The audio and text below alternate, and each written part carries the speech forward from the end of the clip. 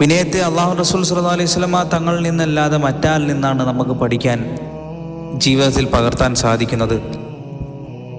തങ്ങൾ സല്ലല്ലാഹു അലൈഹി വസല്ലം വിനയത്തിൽ പാരമ്യം പ്രാപിച്ചിരുന്നു. ഒരു വിഷയത്തിലും റസൂലിന് മാത്രമായി പ്രത്യേകതയും പ്രാധാന്യവും നൽകുന്നത് ഇഷ്ടപ്പെടുമായിരുന്നില്ല തങ്ങൾ സല്ലല്ലാഹു അലൈഹി വസല്ലം.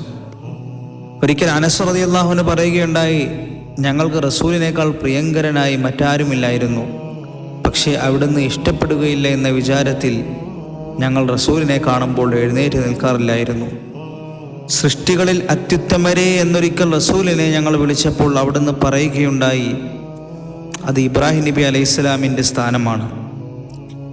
ഉമർ റളിയല്ലാഹു അൻഹു നിവേദനം ചെയ്യുന്ന ഒരു ഹദീസിൽ കാണാം, നബി സല്ലല്ലാഹു അലൈഹി വസല്ലമ തങ്ങൾ ഇപ്രകാരം പറയുകയുണ്ടായി, ഈസാ നബി അലൈഹിസ്സലാമിനോട് അനുവർത്തിച്ചതുപോലെ നിങ്ങൾ പരിധി ലംഘിച്ച് എന്നെ പുകഴ്ത്തുകയും വാഴ്ത്തുകയും ചെയ്യരുതേ. ഞാൻ അള്ളാഹുവിൻ്റെ ദാസനാണ്, അള്ളാഹുവിൻ്റെ ദാസനും ദൂതനുമാണെന്ന് നിങ്ങൾ എന്നെ വിളിക്കുക. ഇതായിരുന്നു അള്ളാഹുവിൻ്റെ റസൂൽ സല്ലല്ലാഹു അലൈഹി വസല്ലമ തങ്ങളുടെ വിനയം എന്ന് പറയുന്നത്.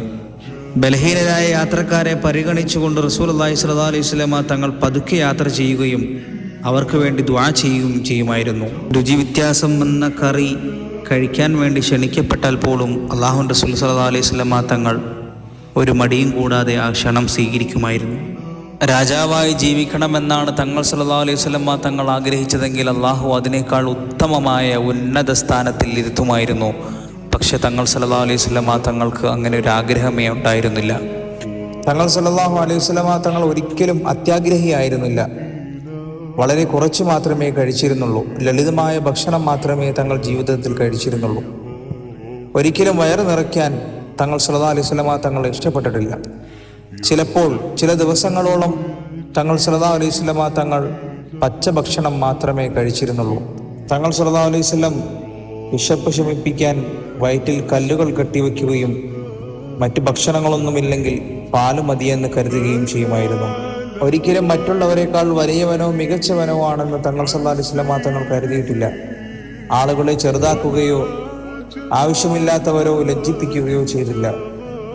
തൻ്റെ അനുയായികളെ ദയയോടുകൂടിയും എളിമയോടുകൂടിയും ജീവിക്കാൻ തങ്ങൾ സല്ലല്ലാഹു അലൈഹി വസല്ലമ തങ്ങൾ പ്രേരിപ്പിക്കുമായിരുന്നു.